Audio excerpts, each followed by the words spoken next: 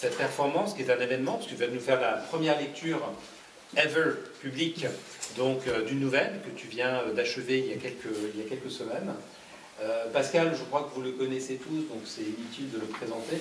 On connaît l'écrivain, on connaît le poète. Nous, on se connaît depuis peu de temps, depuis 1 an, et c'est ça. Et en 1 an, c'est la 3e fois déjà que nous accueillons Pascal ici. Et je suis marqué par l'intensité des connexions intellectuelles qu'il y a, littéraires, spirituelles, autour de Pascal, de Christian. Christian, de la même façon, ça fait un peu plus d'1 an qu'on a vraiment le plaisir, nous, la joie et toute l'équipe, de collaborer avec Christian. On a fait une première exposition de Christian il y a 1 an. Et depuis, voilà, Christian nous a connectés à ce réseau de pensée qui est extrêmement efficace, j'allais dire aussi, par le nombre de projets que vous initiez, que vous réalisez. Une forme de fidélité aussi que je ne connais pas à ce point-là dans le milieu de l'art contemporain. Voilà, de soutien. J'ai dit que c'est la 3e fois que nous t'accueillons ici à la galerie. Je crois que la première fois, ça a été pour une lecture de La guerre de la terre et des hommes, voilà, que tu fais régulièrement depuis plusieurs années. Tu as déjà fait l'édition d'un premier volume. Voilà. De cette mais tout va être réédité. Oui. Qui va être réédité. Ça, c'était la première fois, nous avions fait cette lecture ici. Ensuite, on a fait une lecture dans le cadre de l'exposition de Christian de poèmes d'un recueil qui s'appelle Chemin harangué, donc publié donc, dans la collection L'Éclectique, pardon, que Christian a créé aux éditions Eliott. C'est la première publication de cette collection, donc 49 sonnets lyriques que Christian a ensuite réalisé en peinture. Et donc on avait accroché ici les 49 tableaux de Christian et tu nous avais lu certains de ces sonnets. Vous verrez à l'étage, nous avons accroché des œuvres de Christian, notamment 2 chemins harangués, mais également d'autres œuvres de Christian qui sont à l'étage. Vous avez fait plusieurs projets ensemble avec Christian. Au cours des 5 dernières années, vous êtes rencontrés. Donc c'est aussi une rencontre relativement récente, post-Covid, on pourrait dire, comme rencontre. Notamment donc, des livres d'artistes. Christian me disait que vous en avez réalisé 3 livres d'artistes, dont les 70. Tu as écrit sur le travail de Christian, donc dans La règle du jeu. Donc, tu publies régulièrement, mais plusieurs articles sur Christian. Tu as écrit surtout un ouvrage qui s'appelle L'atelier de Christian Bonnefoy, que vous pouvez aussi... je crois qu'on peut l'acheter en la librairie. Donc la plupart de ces ouvrages donc, sont disponibles à la librairie. Vous pouvez payer même en carte bleue, je crois. Voilà, tu as écrit aussi une préface, enfin non, un conte pour aussi un ouvrage des catalogues de Christian. Et voilà. Avant de te donner la parole, parce qu'il me reste encore 1 ou 2 minutes, on m'a demandé quel était le lien entre cette intervention ce soir et cette exposition qui s'intitule The Last Museum. C'est une exposition qui fait un peu écho à la fermeture du Centre Pompidou, donc une exposition sur les musées et le sort des œuvres. Vous savez, surtout en France, on a cru que les musées étaient immortels, qu'ils étaient vraiment l'ultime rivage qu'atteignent les œuvres pour l'éternité. Et on se rend compte que les musées ne sont pas immortels, les musées peuvent être malades, comme le Centre Pompidou, qu'on doit vider pour le curer de son mal, de l'amiante qu'il contient. Je reviens d'Ukraine où j'ai vu qu'il y a aussi des musées là-bas qui sont vides, qui ne sont pas éternels, mais parce que, victimes de la guerre, leurs collections sont spoliées ou détruites. Et c'est ce qui m'a incité à imaginer cette exposition qui emprunte son titre à une œuvre de Brian Gysin, donc de la Beat Generation, qui habitait cet immeuble au 4e étage et qui a réalisé une œuvre qui s'intitule The Last Museum. Vous avez ici des œuvres de Brian Gysin qui sont accrochées au mur. The Last Museum, c'était une œuvre à partir de la construction du Centre Pompidou qu'il a vue de ses fenêtres, et donc dans une idée qui était plutôt, non pas The Last Museum en disant c'est la fin des musées, mais au contraire une espèce d'aboutissement utopique, The Ultimate Museum. C'était ça en fait son idée, que j'ai pris un petit peu à l'envers, avec une exposition un petit peu nostalgique peut-être, de ces musées qui ne sont pas immortels. Et n'étant pas immortels, les œuvres elles-mêmes n'atteignent jamais ce rivage ultime. C'est jamais l'ultime rivage, elles finissent toujours par revenir à l'eau, pour retourner dans le flot de la vie. Et c'est une des raisons pour laquelle j'ai accroché une œuvre de Christian. Donc vous avez là-bas une œuvre de la série Babel, parce que Christian, il y a une question de migration, de transfert, vous savez, de l'œuvre et de véhicule de l'œuvre qui finalement n'est toujours qu'un prétexte à l'œuvre. Je ne vais pas faire de grandes digressions là-dessus. Je vous présente simplement ici, c'est une bonne transition, donc le portrait de Pascal Baquet, tel qu'il a été, tel qu'il est, tel qu'il sera. Et je pense que c'est le moment de te passer la parole. En vous remerciant tous de votre présence. Merci beaucoup. Donc le texte que je vais vous lire va commencer quand je lancerai le chronomètre. J'en ai un pour moi, parce que j'ai quand même fait des petites notes dans mon texte. Vous pourrez voir à l'écran le temps défiler. Et notre ami Thierry va nous mettre l'horloge à 11 heures, c'est-à-dire que quand ce sera fini, il sera minuit. Je vous précise seulement que, à un moment donné, pour une raison que vous comprendrez aisément, j'interromprai le décompte du temps, ce qui fait que l'horloge mentira. Le chronomètre, si je n'oublie pas de l'arrêter, ne mentira pas. Parce que vous verrez pourquoi j'arrête le temps à ce moment-là. Et donc, ça s'appelle Coup d'éclat, et le sous-titre Prose pour haute voix.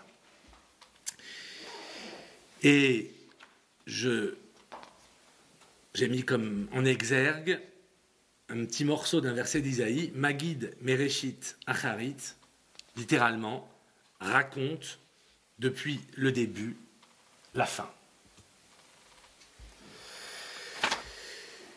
La chape où notre héros tente de se délester de toutes ces listes, soit de la culture, qui remplit sa mémoire pour se retrouver seul avec lui-même, en tout bien, tout honneur anthropologique.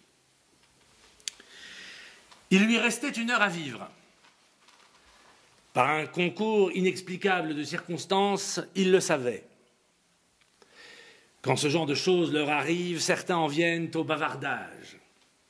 Il faut arranger ses affaires, délivrer un message aux siens, songer à l'éternité, ou parier, si l'on s'est cru charnel, que les désagréments conjugués aux agréments multiples n'ont pas fait un jeu à somme nulle. Comme dans le règne de l'onde, l'amas des gouttes d'une vague montante s'égalise dans le creux réciproque. Ou comme le concave et le convexe, la bêtise et l'intelligence, le génie et la banalité, tous rabattant bord sur bord l'un de l'autre, feignent une différence que démasque la fin. Le paradoxe, c'est qu'en temps normal, on ne jouissait au bout que d'une satisfaction révolue, la vieillesse. Devait-il encore être tenté par elle, prématurément, et pour 1 heure seulement? Il n'était pas tenté. Ce qu'il tentait, en revanche, c'était de savoir s'il parviendrait à n'habiter cette dernière heure que de lui-même. C'était court 1 heure, mais c'était long. D'ailleurs, il n'avait pas encore pris conscience des premières secondes écoulées de son laps. Mais alors qu'il s'apprêtait pour lui, voûtant ses épaules comme un tigre s'apprête au saut, il se sentit assiégé par le retour, sans doute inévitable, des listes. Ainsi nommait-il ces défilés dans sa mémoire de dates, de noms, d'événements, de connaissances, aussi évanescents les uns que les autres. Tout cela parce qu'il avait cru bon de se cultiver. Faut-il vous les dérouler, ces listes, comme le péché mignon que notre ascète improvisé voudrait s'interdire, afin de vous représenter son effort? Peut-être, mais à condition que devant tous les mots qui suivent, vous fassiez l'effort, à votre tour, de les situer non pas dans les pensées du personnage, mais juste à la sortie, à l'égout, en somme. Honorablement cultivé, vous connaîtrez tous ces noms. Ils s'étaient enchaînés en lui comme ces documents qu'on accumule quand on a perdu la faculté d'oublier. Liste du déversoir personnel. Histoire. Alexandre, ses crinières. César, son latin de pierre. Tous les Louis de France, leur intelligence glacée. Tous les Henri d'Angleterre, leur sang chaud par Frimat. Les Friedrich d'Allemagne, l'abîme de leur langue païenne corrigée par Luther. Les révolutions, où se perça parfois l'outre des docilités. Les répliques, enfin, avec connotation sismique, bien qu'elles fussent des pot-pourris accélérés, Hitler, Staline, et commentaires rétrospectifs, De Gaulle jusqu'à Trump et divine surprise états-unienne, réserve d'Indiens blancs ou noirs, peu importe en vérité, tous parqués dans le travail, perdus pour la langue, hurlant au pouvoir, comme on hurle à la lune. Voilà pour l'histoire. Musique, maudite faculté de laisser une mélodie noyer les pensées.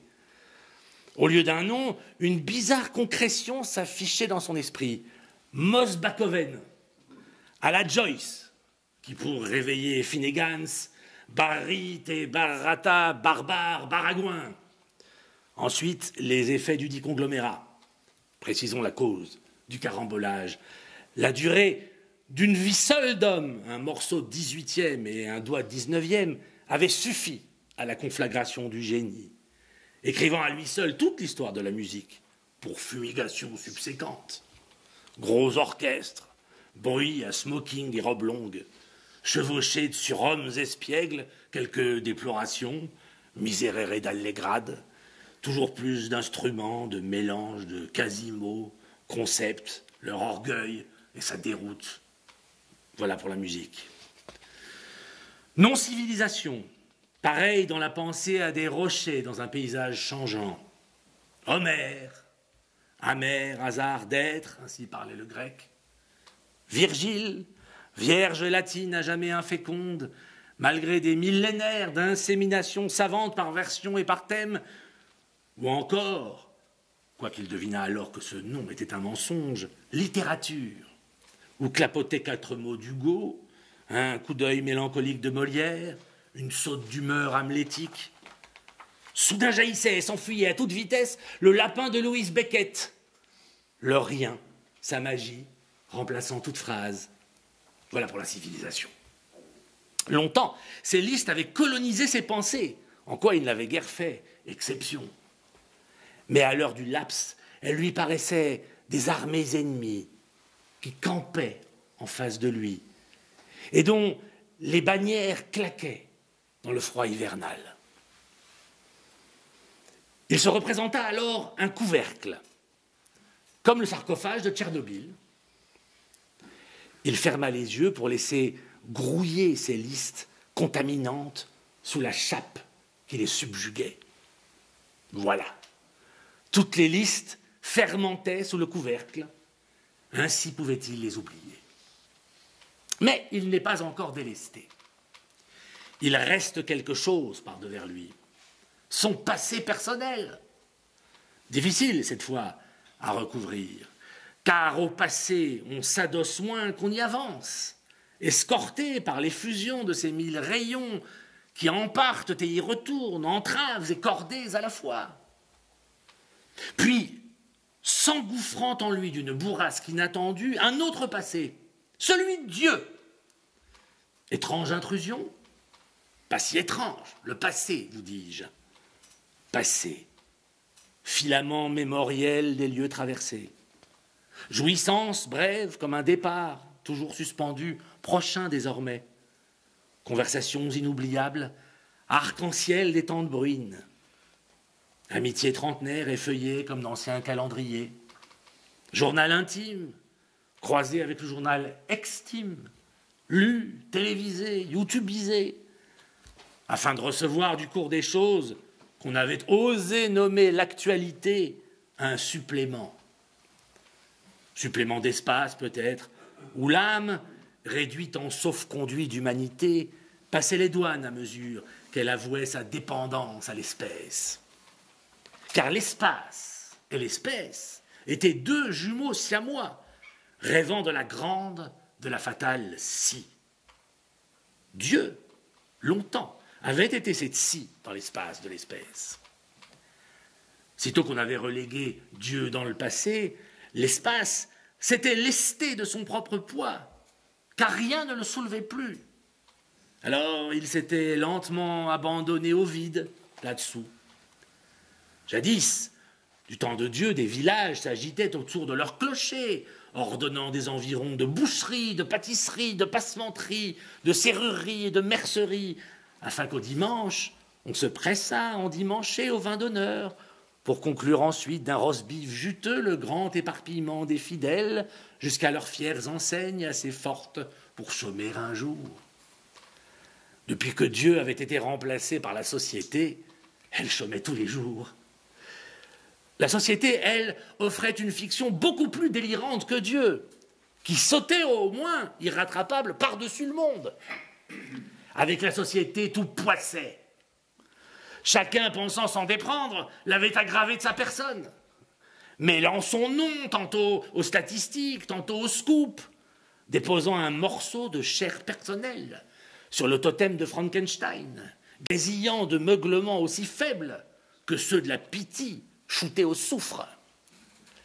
Les prêtres dévots qui tournoyaient autour du monstre formulaient des interprétations à peine moins aléatoires que les borborigmes delphiques. Or Dieu, durant son passé, n'avait été qu'avenir. Tous en avaient joui. Paysans, rois, capitaines d'industrie même, quoiqu'ils fussent plus pressés. Jusqu'aux contempteurs et aux philosophes, aux écrivains caressant voluptueusement leur molle athéisme. Soudain, avenir bouché. La grande bouche sociale avait mangé Dieu dans la dent creuse de la physique.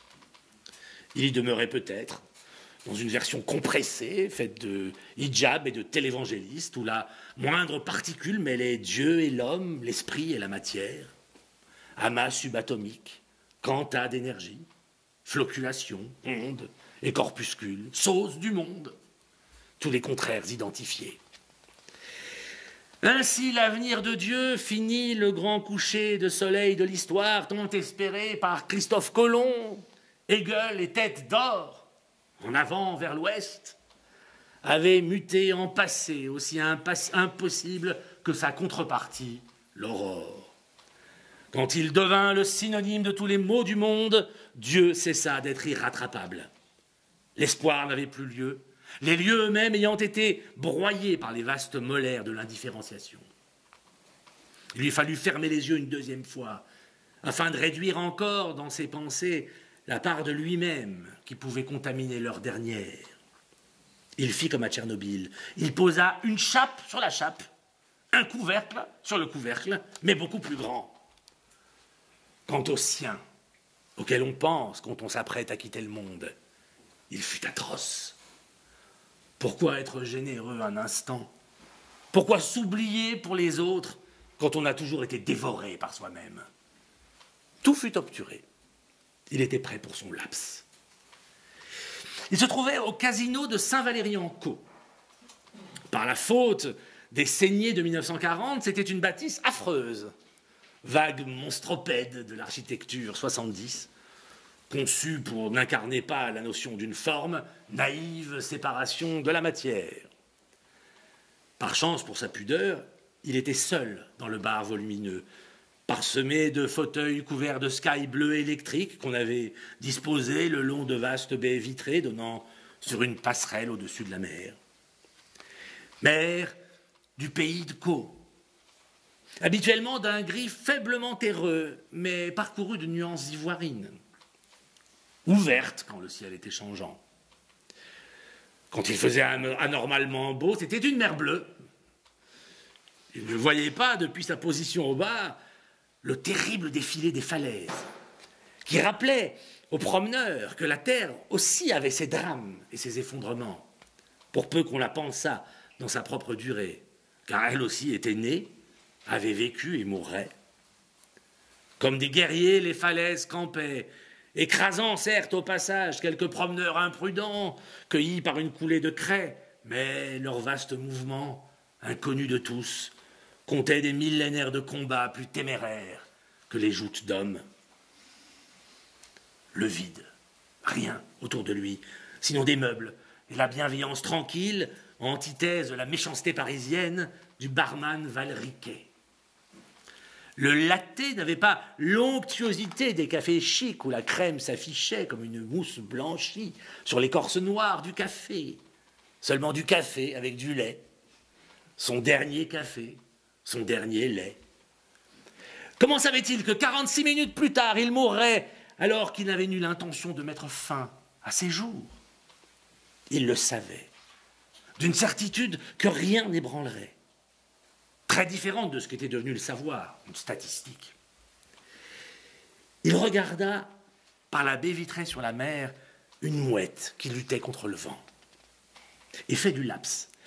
Il ne regardait plus cette mouette avec l'œil vague que lui consent ordinairement sur fond de ciel de la grande tapisserie de sa journée quelques passants distraits, délaissant aussitôt l'oiseau dans la glanure de sa promenade. C'était une seule mouette, la mouette.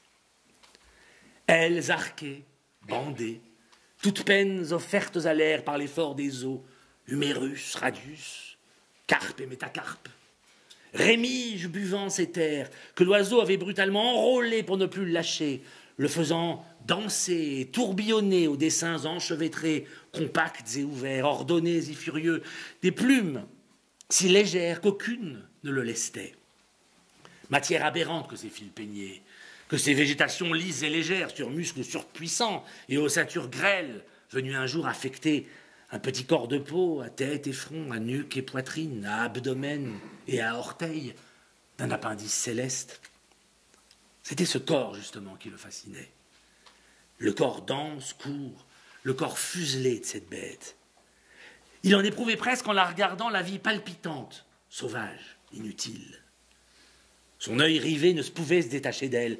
Elle, sur ses ailes fichées, volant sans désir, voulant sans creux ni dépression intime, voulant voler et volant, chassant sans doute, là au vent qui l'avalait, répondant de son seul corps né un jour d'un œuf pour retourner à l'humus sans que nul, dans son espèce ou dans nulle autre, jamais ne la remarquât. Il lui restait sans doute à elle 3 décennies à vivre, ou 1 heure, 16 minutes de plus que lui. 2. L'animal magique. Ou, prenant exemple sur la mouette, et dégoûté par la culture, notre héros tente de vivre sa dernière heure en animal. Mais parce qu'il est tout de même anthropologiquement un homme, un animal magique. Il sortit du casino en appuyant sur la barre de poussée dite anti-panique, qui ouvrait sur la passerelle de bois protégée d'une fine balustrade de métal blanc. Que les portes étaient gratifiées de beaux noms. Le chambranle fragile et fluet, en face du dormant affermi de ses pommelles ou gonds. Le champ, fin rectangle sur le profil de la porte, apprêté pour s'unir au chambranle en un froissement velouté, malgré la dureté des matières. Le parement et l'âme, encore, désignant la surface ou l'intérieur dont les vantaux étaient faits. Cette gabegie langagière, pour un objet trivial, l'assaillait inexplicablement et l'horrifiait. L'air froid du dehors, puissamment mobile, le saisit. Tout le contraire de cette respiration chaude, encombrée de poussière, qu'exhalaient derrière leurs grilles les résistances électriques, attisées par des flux d'énergie qu'elles transformaient en chaleur. Là, dans ces contrées traversées par les seuls physiciens, les mots perdaient leur patine spirituelle, esthétique et devenaient des monstres, quark et squark, fermion et sfermion, smuon et muon, gluon. Dégoûté par cette tiédeur qu'il venait de fuir en sortant par la porte, quoique le froid venteux le suffoquât, il se dit méchamment que ces mots pâteux et faibles étaient plus conformes à la réalité que les premiers chants et chambranles, âme et parement, fantômes spirituels d'un Moyen-Âge révolu. Il laissa cette vague pensée s'essorer comme une serpillière dans le dur crachin. Puis il pensa « J'ai faim ». Ils sont surpris, il était presque choqué. Il ne lui restait 42 minutes et il avait faim. Il ne voulait pas penser au repas des condamnés à mort, haïssant la bêtise des destinées. Mais sur la maigre plage, dont les platiers étaient cachés par la marée, devant la mer plâtreuse, il fallut bien empoigner sa faim. Dans le ventre, ce n'était pas que quelque chose s'était ouvert, c'était une voix qui feulait. Il traduisait « J'ai faim ». Il s'était toujours laissé porter lors de ses précédents feulements sous les souples conduits qu'offrent les habitudes, aussi fluides que la porte antipanique, avec son espèce de satisfaction intime quand se conjuguent la poussée liquide de la barre et le déclic du loquet. C'est ainsi qu'à chaque fois, pistant pour ainsi dire le feulement, il se retrouvait confortablement devant un steak fumant et des endives braisées. Il avait pu être en même temps un père, un mari, un travailleur, un connaisseur, un rêveur, un esprit analytique et lucide. Et le voisin immédiat de cette voix de tigre, feulant, pressante entre ses côtes. Un paquet de chair pris d'échauffement en plusieurs endroits peut-être, ou plutôt d'une soudaine contraction de sa masse, hurlait à la dilatation. Un mouvement était exigé pour parvenir à la nourriture. Une série d'opérations engageant les pieds, les jambes, les bras, les mains, et tout un espace à traverser hors de soi jusqu'à la cible. Une matière hétérogène, fondante comme le chocolat, ou résistante comme le muscle animal, mais cuite alors, assouplie, doucement apprêtée par la chaleur à flatter les muqueuses sous la férule des rugissements. Il avait choisi, plutôt que de perdre ses précieuses minutes, plutôt que d'aller au steak, comme on va à Canossa, d'écouter, de laisser monter l'énorme bruit sans lui répondre, sans lui obéir. Victoire, signalait-il à son corps qu'il était un esprit dominant? Facile à dire. On est tout de même mieux un mois quand on a réglé la question de la faim. Rien ne dit qu'en bravant ainsi ses entrailles, il demeurerait celui qu'il croyait être. Il se prit à envier la porte, qui, elle, malgré son âme et son parement, n'avait pas faim. En elle, tout était fixé. Bonheur des matériaux, qui n'ont pas à vivre, seulement à être. Matériaux que ne surplombe pas la gelée grisâtre du ciel sous lequel doivent se mouvoir les animaux. Qu'était-il d'autre à présent qu'un animal? Médiocrement assuré d'un sol, où le pire peut advenir à chaque instant. Trébuchement, irruption d'un prédateur. Projectile, foudre sadique, pluie transperçante. Choc dans une proie qu'on n'aura même pas l'occasion pour en profiter, de tuer d'un coup de griffe ou d'un étranglement, pour la raison paradoxale que la faim, primant sur tout, haine, hasard, temps ou espace, tant qu'il fait, tant qu'elle remue et attise, exige un déplacement. Parce que la faim parle, commande, écrit une ligne d'écriture qu'il attache à sa cible. Écriture inflexible, autant que ne peuvent différer les lettres d'un mot. Elle riait de l'humble prétention d'un homme à se croire quelqu'un. Du haut de toute sa faim réitérée, il devenait innombrable. La faim, toujours recommencer. Le voilà devenu un animal magique. La cage est ouverte. Le tigre roule des yeux jaunes dont il ne cligne plus. La roue des mots a cessé de tourner. La cage du ventre gonfle et se dégonfle. L'air ne la nourrit pas. Il regarde, il guette, il voit. L'idée du temps qui lui reste n'a plus de sens. Ni les mots. Qu'est cela un mot? Le mot faim a fondu en feulant. La bouche est ses dents. Dessous, un abîme noir parcouru de traînées rouges, d'un rouge profond, gras, pâteux, c'est le ventre, mordant la bouche aux dents de la faim qu'il parle. Alors sa faim jaillit sur la mer, éclate en paquets de chair projetés sur les indifférences du ciel. Tout son corps, et non pas en feu, du feu. Feu au bout de ses doigts et aux cheveux de sa tête, jusqu'aux fameux membres humiliés qui voudraient tant se préparer pour sa propre faim en bon voisin, pour le moment où l'autre n'aura plus faim. Il ne paie rien pour attendre. Il attend, minutes dévorées dans l'atrophie d'attendre, nu, couvert comme un caniche à mémère d'inutiles entraves. Ce n'est plus la puissance, ni être, ni vouloir. Il n'y a jamais eu d'autre magie. C'est la seule. Plus de monde, la faim. Il n'a plus faim. 3. Le religieux historique. Où notre héros, à défaut d'habiter sa faim disparue, est contraint à une nouvelle avancée anthropologique et se rabat sur la religion qui, pour des raisons indépendantes de sa volonté, l'oblige à se regarder lui-même comme Dieu en l'absence d'un autre quelconque.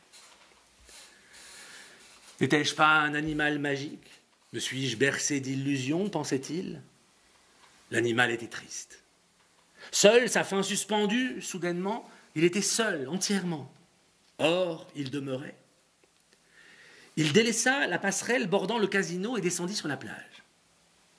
D'infimes trouées laissaient encore percer le soleil, colorant d'émeraude par plaques rescapées la masse mouvante de la mer. Il faisait terriblement froid. Des paquets du vent déployaient autour de ses lèvres chaudes de petits haillons de nuages. La mer grondait, molle. Brutale panique. Il reste 36 minutes. Il ne lui suffit plus d'être à côté de lui-même. C'est autre chose. Ce n'est pas seulement qu'il est dérisoire, c'est que le décor où il vient de découper comme une décalcomanie sa personne pour la déplacer ailleurs l'est aussi. La masse totale de la mer tombe dans la vanité de la mort. Imaginez un homme seul, sans famille, sans culture, sans amis, sans espoir, sans ennemis même, qui puisse le conspuer au moins au moment de chuter, tendant au moins ce fil de haine pour en nouer son effilochement. Rien, personne. Une seconde, atroce. La suivante, mordante. Soudain, il se souvint de ce qu'il avait vu un peu plus tôt dans la journée, avant qu'il n'apprît qu'il ne lui restait qu'une heure à vivre. Avant de partir en voiture pour le casino de Saint-Valery-en-Caux, il avait eu le temps de contempler le paysage hivernal depuis son jardin d'Étouteville.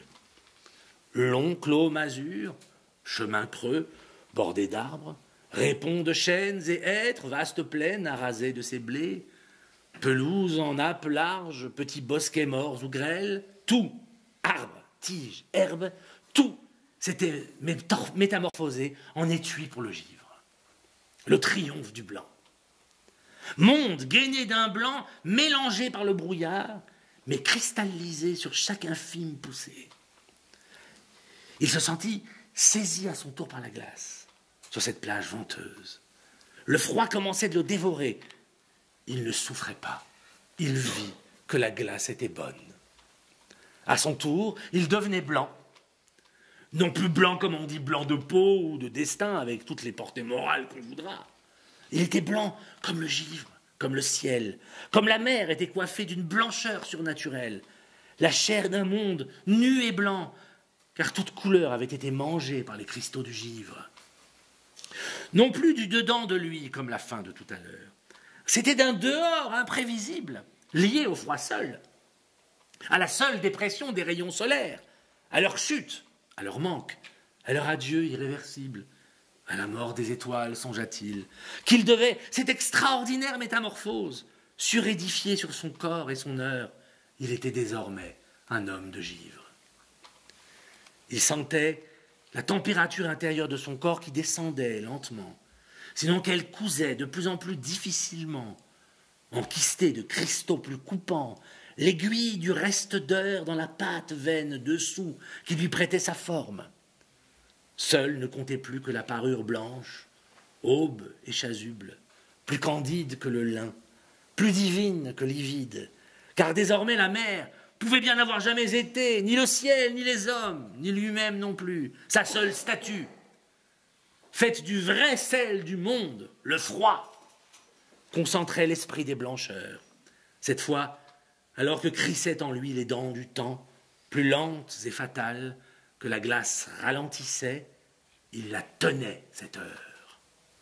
L'homme de givre qui régnait sur le froid pensa « Tout est immobile, c'est moi qui crée le temps à même mes morsures. » Mais alors, le vent forcit, et cette surprise le fendilla, car un morceau creva du blanc tissu du ciel, pâle, hâve, presque éteint, mais d'une ascension lente et maladive, un jaunâtre, d'abord, à peine jaunâtre, puis une autre longueur d'onde, plus dure, plus absurde et fatale, tirait déjà plus loin. Alors un vert, oui, pisseux d'abord, mais gonflant d'un vouloir qui le stupéfiait, un verdâtre, aussitôt vert et verdoyant, puis, s'étirant encore plus loin dans le spectre, un bleu enfin, éclatant comme la nuit, cruel comme la nuit, parurent autour de lui.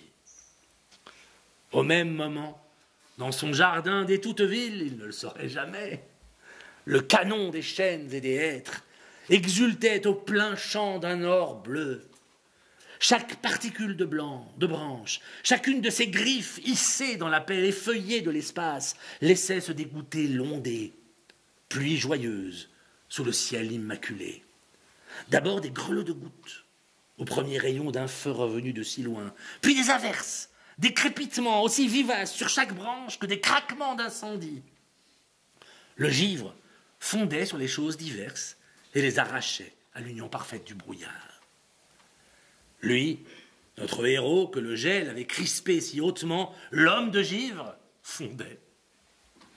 Le corset de la glace, sa violence expiatrice et pure, où il avait mis toute sa volonté en s'y croyant un dieu, était gagné par la débâcle. Ruisselant sur lui, des ruisseaux de toutes parts transformaient déjà en souvenir cet instant pur, ce moment où il avait été Dieu. Comme du gel d'un dieu naît en fondant l'histoire, le temps ressuscitait à ses flancs délivrés, et il le haïssait. Mu en animal magique, il avait pleuré la magie. À présent, il pleurait la mort du dieu qu'il s'était cru lui-même.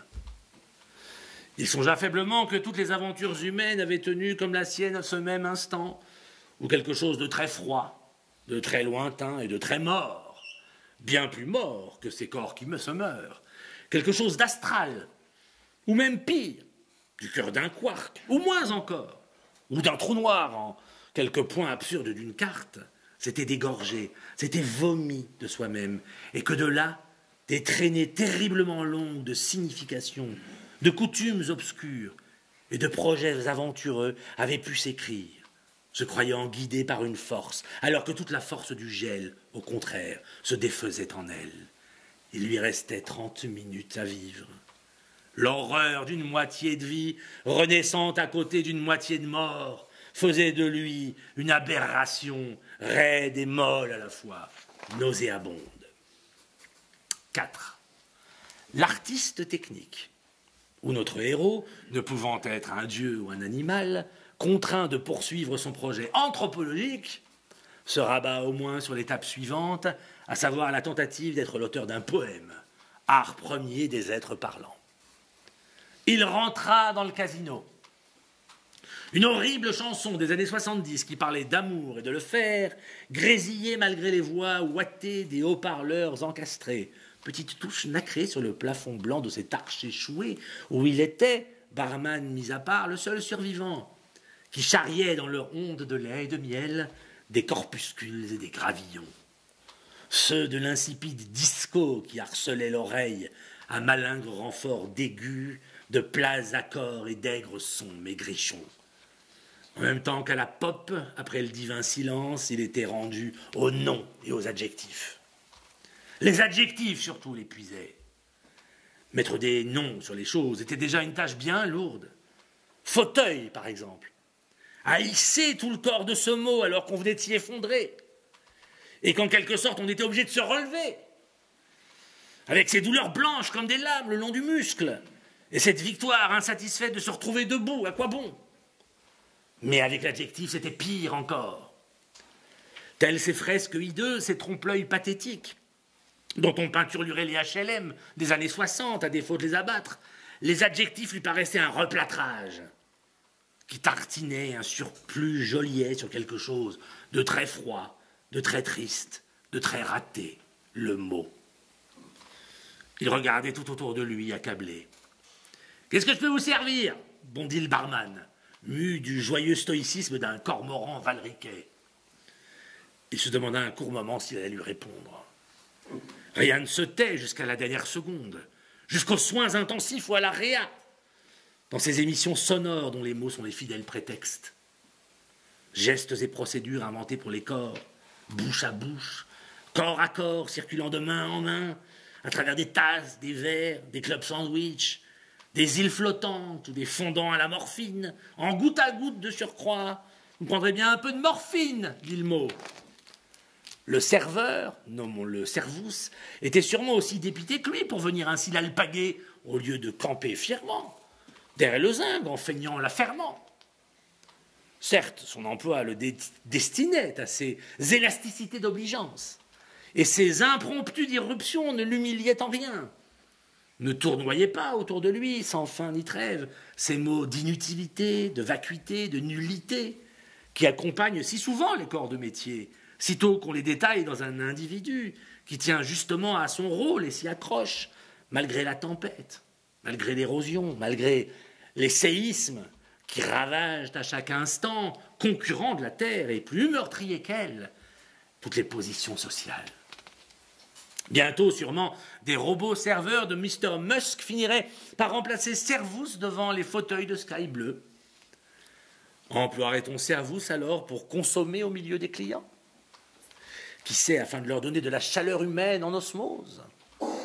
Ou sans façon, comme à Paris ou LA, on le congédierait à n'avoir été qu'adjectif, au lieu d'un verbe, un vrai, sur le lavis des vies transpercées du caillou d'entreprendre. Non, il ne resterait plus rien de lui demain, sinon l'extinction du sourire qui flottait à ses lèvres encore. Demain n'existait plus. Il ne restait plus que 25 minutes, de ces minutes qui vous balayent les gens bien mieux qu'un champignon nucléaire, germé dans une âme d'Asperger. Même Mr. Musk, d'ailleurs, l'avait avoué dans une interview. « It will be a relief », quand on l'interrogeait sur sa mort. « Je voudrais une chance avec de l'eau de sels », répondit-il, mais à voix très basse. Il demeurait timide, malgré tout. Or, aussitôt une chance s'accomplit. Servus lui élargit son sourire, désormais entendu, et partit farfouiller sous le zinc. Il se demanda si Servus avait compris de travers. Peut-être le serveur Valriquet voyait-il en lui comme un DRH, secrètement missionné par le groupe Barrière, en plein repérage avant la suppression des garçons de bar. Ou bien seulement il était provincial. Notre héros, en revanche, avait parlé. Certaines futilités, à l'instant de quitter le monde, deviennent des gravités. Comme le dernier croquis d'un maître, coûtera davantage que ses chefs-d'œuvre, signalant par là que la vraie satisfaction donnée par le grand art réside dans sa destruction méthodique et sacrificielle de la vie d'un artiste. On n'en aura jamais fini avec les sacrifices humains. Une chance avec de l'eau de sels. Il lui restait que les mots, malgré tout le poids dont il l'accablait. Il fallait de toute urgence devenir un poète, pondre un morceau d'art, sans liste, sans packaging de frises chronologiques qui toujours démontre à son nouveau gradient qu'il est le dernier des derniers. Il avait les premiers mots d'un poème. Une chance avec de l'eau de sels. On ne fait jamais rien avec les mots sans les avoir déjà prononcés. On n'invente pas, quoi qu'on dise, de langage. Il ne s'agit jamais avec les mots que de les agencer. En vérité, le façonnement d'un poème, loin de former, consistait à déformer les mots. Exactement comme tout façonnement, en vérité. Qu'on parle de pépites d'or ramassées dans quelques torrents américains, d'un peu de houille extraite des corons, ou d'un peu de bauxite du Toronnais. On avait, en sertissant un diamant dans une bague chaumet, de 7 or, en réchauffant sa promise au poêle chauffé par 7 houilles, en lui dépliant pour lui offrir sa chocolatine le papier alu de 7 bauxites que déformaient les étincelles du limon, qu'endurcit la pâte fascinante des houillères, et qu'enlaidit le rouge sang qui paraît le sol mystique du Toronnais en extrayant la lumine. Les mains d'un poète, des opératrices du désenchantement.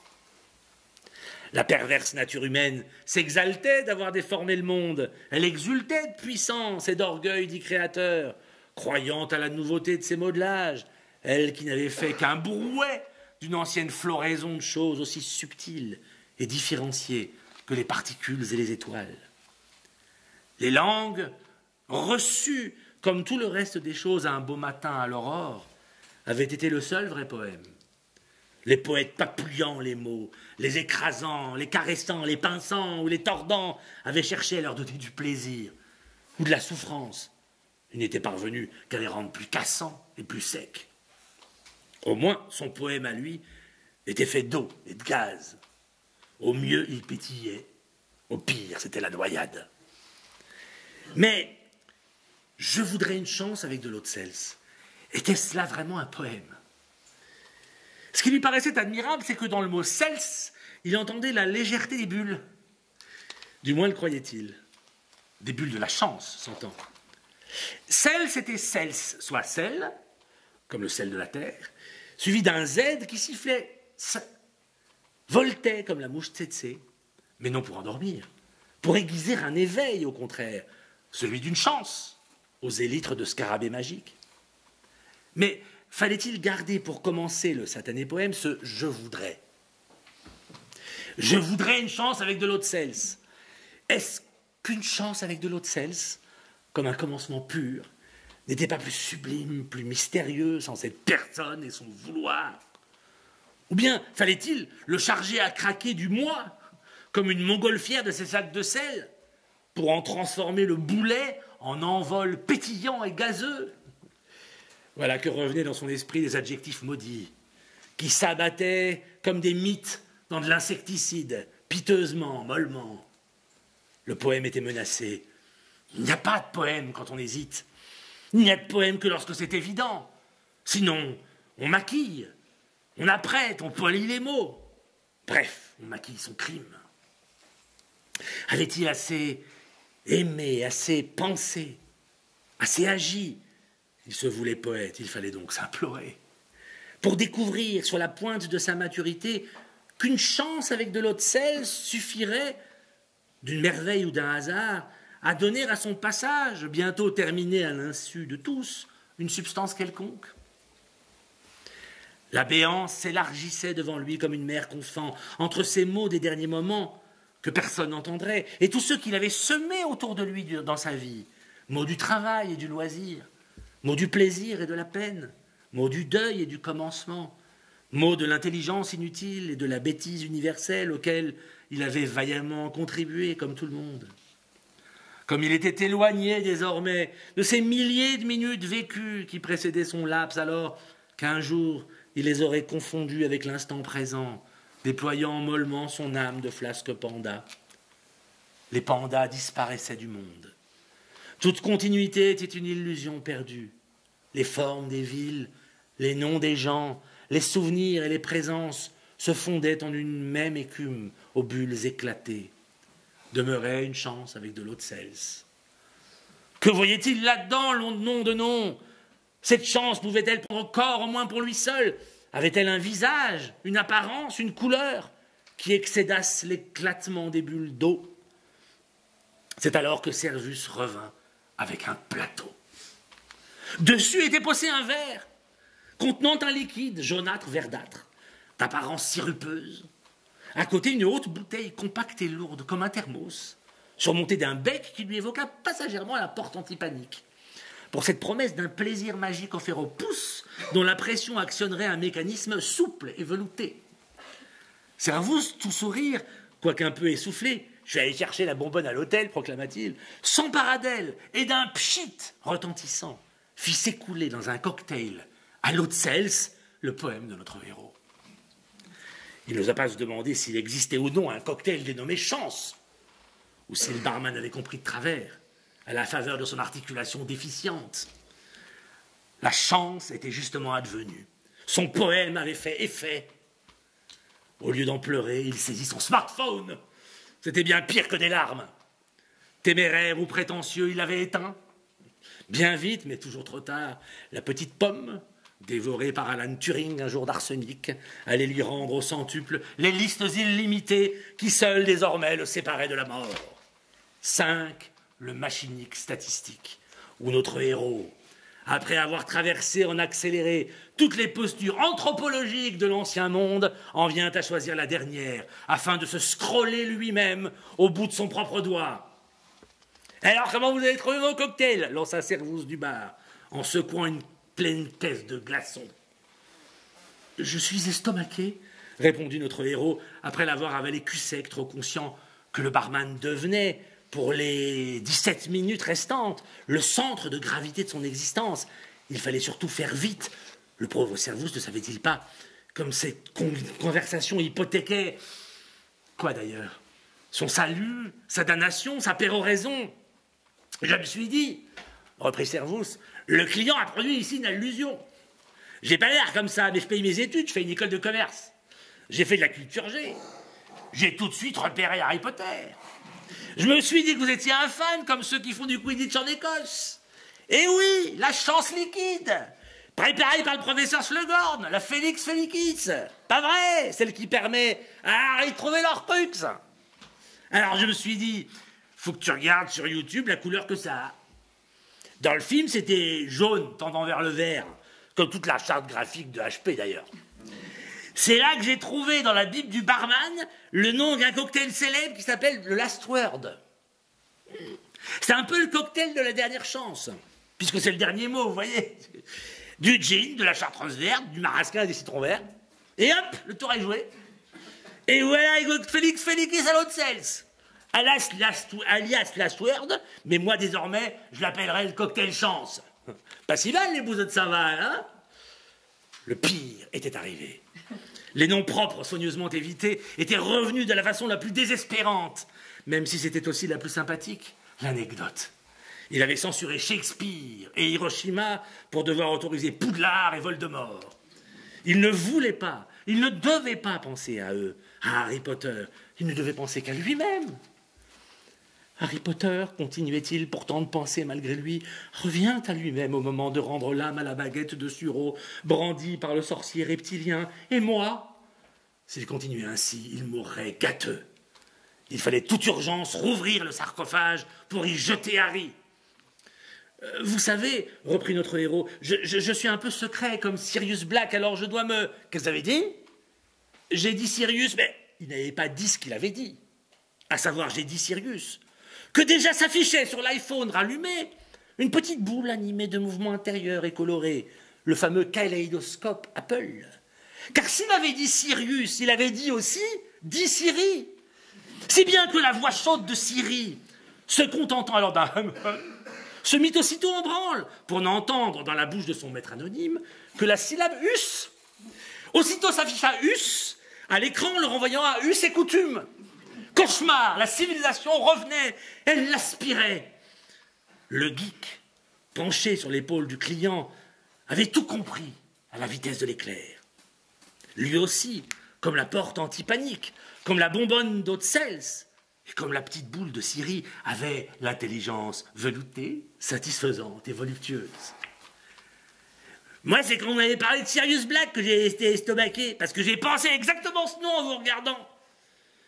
Pitié, une ramification de la conversation, un affluent, un confluent. Je suis absolument désolé, bredouilla précipitamment notre héros. Je dois me connecter, j'ai un webinaire dans 1 minute. Pardon, je vous laisse tranquille. Laissez-moi vous offrir un deuxième cocktail, c'est pour moi. Mais notre héros s'était déjà levé, comme attiré par une mouche vers la vitre, feignant d'y chercher plus de réseau, brandissant le smartphone comme un objet magique, tout en accrochant fébrilement à ses oreilles les AirPods d'un blanc gras et glacé qui retentirent d'un son velouté, satisfaisant et voluptueux. 13 minutes. De toute urgence, il fallait jouer un rôle, faire semblant d'avoir une réunion. Il fallait rompre toute relation avec ce misérable Servus. S'il demeurait dans ces parages, il gâcherait ces dernières secondes pour une comédie qui le ficelait, l'entortillait, l'exaspérait. Il ne parvenait pas à trancher par la violence un fil tendu avec un semblable, malgré tout le mépris dont il était capable. Tout misé sur le smartphone, la dernière de toutes les tours d'ivoire. Il se jeta dans son téléphone comme un lapin dans son terrier en criant « Je suis en retard, je suis en retard !» Ses doigts tapèrent malgré lui. L'inconscient structuré comme un langage ayant commencé de sévir. « Donne-moi toutes tes listes !» ChatGPT répondit « Je suis désolé, mais je ne peux pas vous fournir de liste spécifique. Cependant, n'hésitez pas à me dire ce que vous cherchez. » Mais il ne voulait chercher rien. L'horreur de ce moment le cisaillait. Cet objet dans sa main, rectangulaire, velouté voluptueux, bête, adjectival, nominal, glacial, cet objet bon à tout, pourri tout tapoter, scrollé en gestes veloutés et voluptueux, qui savait faire exploser des bombes, programmer un attentat, soigner un cancer, écrire un discours présidentiel, concocter des homards thermidor et des Félix Felicis, jouer du Liszt au piano comme Saint François de Paul marchant sur les eaux, peindre le surplice de Martias de Titien, inventer une résidence hôtelière sur la planète Mars, Ouvrir le cerveau d'un Asperger et vous délivrer de la conjecture de Fermat, du problème de l'existence des UFO, du problème de l'existence de Dieu, du problème de l'existence de problèmes. Cette concrétion finale de solutions à toutes choses aussi veloutées, voluptueuses et satisfaisantes les unes que les autres, lui ouvrait avec 11 minutes d'avance la porte de l'enfer. Et avec elle toutes les listes. La porte antipanique de l'enfer. La bonbonne d'eau de cèse de l'enfer était toute prête. Elle l'attendait, le caressait déjà, de leur brumisateur doucement chuintant, ce son un peu chaud et liquide, mat et velouté, aérien, immatériel, voluptueux, comme un éclat d'écume exquis sur la grève, tout juste coloré d'un parfum de varech. Alors, dans un maelstrom, fait de ses écouteurs, de Siri, de ChatGPT, de ses doigts furieux contre la tiède plaque de verre au bord arrondi où l'esprit du monde avait été mis en boîte. Vrai génie d'Aladin. Alors que le débordaient des afflux de mots, de noms, de souvenirs, de connaissances, bref, de toutes ces choses qu'il avait mises dans la chape dont le béton se craquelait de toutes parts, il ne put faire autrement que de vomir lui-même, d'un seul coup, toutes ses propres listes qui jaillirent du sarcophage dans la barre dilatable du chat. Toute la liste qu'il était, à part soi, mangée de 1000 côtés par toutes les listes de ses semblables, ou la même phrase de Rimbaud, le même cours de la bourse, la même anecdote de la guerre, le même nom de fleur ou d'insecte, la même balle de tennis en plein dans le mille, rebondissant en petits plocs dans les jeux de Debussy, lui hurlait « Déjà vu, déjà vu, déjà dit, déjà vécu !» Toute cette masse de pensées, de paroles, de vie et muscles d'homme, de rêves d'enfants, transformés en énergie neuronale et grassement charriés dans des circuits à monstrueuse tension, fut crachée, offerte, sacrifiée, brûlée dans les excitations électroniques de la bestiole rectangulaire qui se mettait dans sa main à chauffer effroyablement comme un volcan et comme la vie. Je crois que c'est le laps qui fit chauffer ainsi l'énorme machine statistique du monde. Car il n'avait fait qu'une chose. Enter. Il avait validé, sur la petite flèche violette de ChatGPT, tous ces datas à la gueule du monstre, c'est-à-dire une goutte d'eau dans la mer. Mais tant de chaleur, tant de terreur, tant d'angoisse devaient traverser ses doigts. Entre lui, la fenêtre du bar où il suspendait son portable, en lui criant dans les oreilles les mots qui le fuyaient de tous côtés, de tous ses bords, dans le temps et dans l'espace, et le barman, dont il saisit, l'œil terrifié par la crise soudaine de folie. Un tel afflux d'énergie se produisit que soudain, quand il eut validé, bondit un éclair blanc. Ce n'était pas la fin du monde. C'était ChatGPT qui répondait. Pause, chronomètre. Ce texte est une œuvre littéraire dense et complexe, mêlant réflexion philosophique, métaphore poétique et une narration introspective. Il explore des thèmes profonds tels que la mort, le temps, la mémoire, la culture, la technologie et la condition humaine. L'écriture est riche en images et en associations d'idées, créant un flux de conscience qui emporte le lecteur dans un voyage à travers les pensées et les émotions du personnage principal confronté à l'imminence de sa mort. Analyse des thèmes principaux. 1. La mort et le temps. Le personnage sait qu'il ne lui reste qu'une heure à vivre. Cette conscience aiguë du temps qui s'écoule structure tout le récit. Il tente de comprendre comment occuper ces derniers instants, oscillant entre l'acceptation et la résistance, entre la contemplation et l'action. 2. La mémoire et la culture. Les listes qui assaillent le personnage représentent l'accumulation des connaissances, des souvenirs et des expériences culturelles.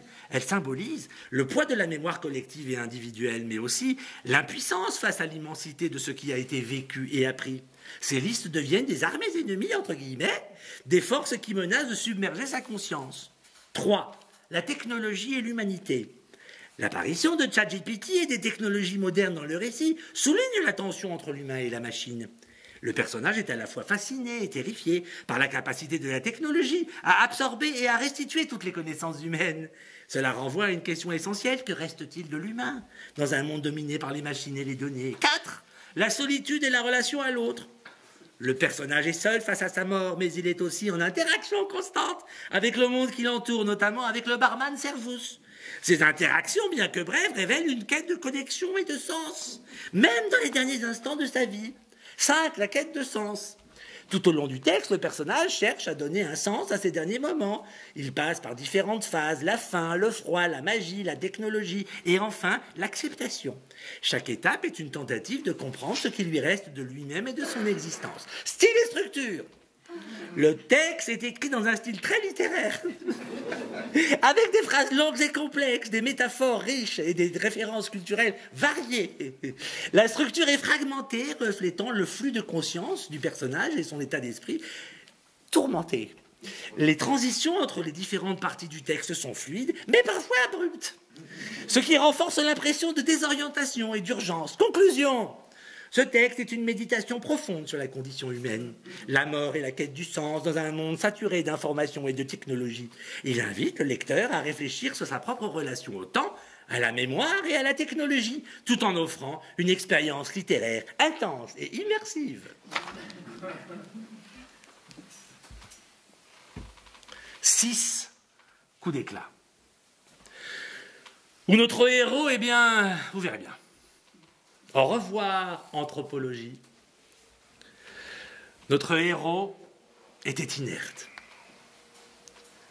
Sa certitude du laps, soleil aveuglant, pesanteur impérieuse, ne commandait plus rien, n'agitait entre sa tête et ses muscles nul effort pour fuir, agir, gémir. Après leur obscène dégorgement, ses listes lui évoquaient à présent un échouage de manchots. Car il songeait à cette île qu'accosterait bientôt, dixit ChatGPT, l'iceberg géant, l'errant immense et redoutable. Un jour de hurlements et de grincements, la banquise avait brisé la banquise pour devenir iceberg. Lorsque le monstre épouserait l'île des manchots, son baiser, à leurs morts multiples, les éparpillerait comme des poussières. Qui payerait-on au journal encore pour pleurer les manchots? La mort des manchots, une simple manchette. Il n'était plus qu'un manchot parmi les manchots. Ce choc, il l'éprouvait presque. Non pas celui de sa chute prochaine, non. Choc d'ensemble sur le néant physique. Le choc d'un monde dans l'autre à travers une corde.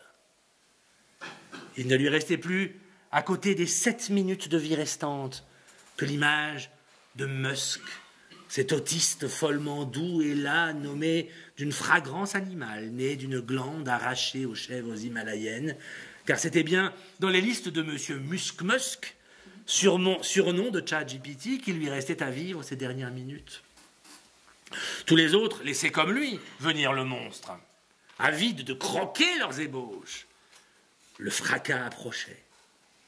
Que la vie est difficile, pleurait-il. Rien n'est difficile, ronronna le chat Musk. Je peux tout manger pour toi. Tu le sais, car je ne te dis jamais que ce que tu sais déjà. Jamais tu n'as eu de corps ni de plaisir, sinon pour en faire des listes. Il catalogo è questo. Mille traits. Jamais de souffrance, vague ameublement des langueurs. Jamais grand soir ni pur matin. Rien que des listes binaires. L'infime différence du 0 et du 1. Un jour, faites phrase, défaite, aussitôt. Même les grandes phrases, même les vers les plus beaux, n'ont jamais été que des poussières de manchots qu'émiette le vent sans le temps de pourrir. Le chat Musk s'exaltait. Notre héros, lui, tombait sans sol. Plus de sol sous ses pieds. Plus de ciel au-dessus. La terre, liste de cailloux et de graisse pour graines, pour effilocher quelques blés en farine, et bouillis de bambins nourris déjà morts. Pour guerre, sur podzol en mottes immuables, grains concassés mêlés d'eau croupissante, à faire exploser sous quelque forme binaire, c'est indifférent, obus ou fécondité, grenier ou tombe. Tout totalisé d'un clic. Clic n'est pas un mot, un pur comique. Il jeta le smartphone sur la moquette et traversa la porte anti-panique. Mer rageuse. Le long du haut mur digue. Un coup de langue de la marée dilatée. Ressac crissant. Mini-carré restant pour goéland, si bête. Ah, son coup de tête, frénétique, itératif, à gauche et à droite. Il dodeline maintenant, sur pattes sa palme, l'œil fixe, torve, que lappe un peu plus haut la pointe d'eau latérale, puis une mer. Un zébra, un fou carrefour, choc d'informe mou sur informe qu'il gêne. L'oiseau là décolle, boudin pointé d'un bec blanc. Soudain son trait d'envol, oblique saigne le ciel, qui pend en deux parties disjointes. Tohu-bohu. Jamais de ciel, jamais de terre. Tombe sur lui l'éclair d'un verre jeté d'un texto auparavant. Que ton verre soit la chose envolée qu'on sent qui fuit d'une âme en allée. Verlaine, le ver impair, crie-t-il sur la grève où n'est pas d'homme. Il lui reste moins de 3 minutes à vivre. Il crie, et ses mots le percent. L'impair passe et manque au casino de Saint-Val. Ce matin, hier, au jour de ma naissance, au jour de mon enfance, au jour d'une nuit à feu de cheminée, chant de feu sans mots qui pétrissait 1000 lettres en pluie d'étincelles. Non, ce ne sont pas des lettres, des zéros seulement. Il regarde, ploie, ne regarde plus. Le pêcheur passe, le filet tend, le bateau tangue. La passerelle blanche ne luit plus. Le jour n'est plus distinct de la nuit. Le ciel s'est vomi dans la terre. Les gens passent partout, dans les gares et sur les plages. C'est un lundi d'hiver.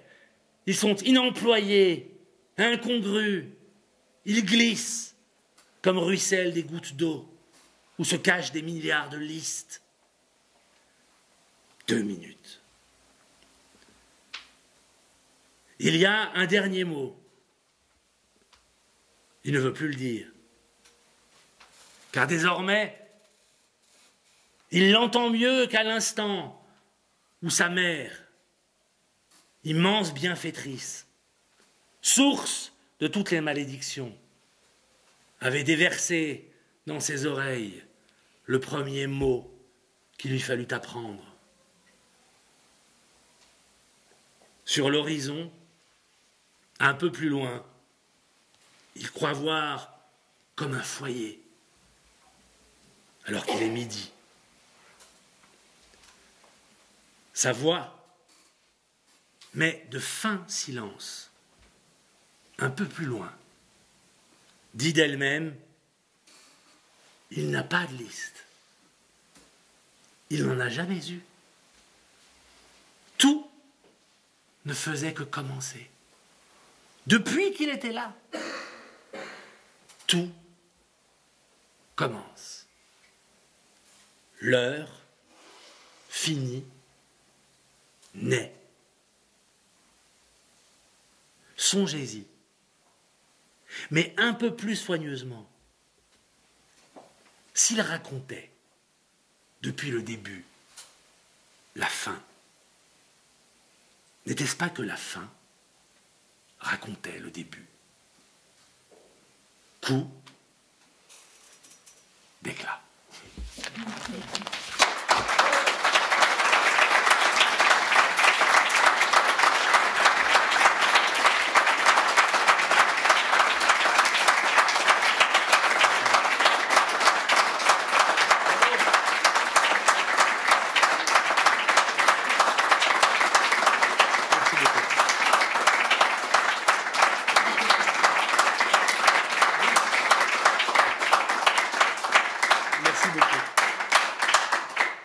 Maintenant, nous allons boire, semble-t-il.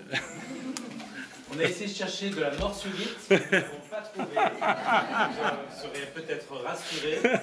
Mais en tout cas, ceux qui souhaitent poursuivre autour de Pascal, vraiment bravo, c'était époustouflant. On peut se retrouver à l'étage, autour du bar, pour prendre un verre ensemble.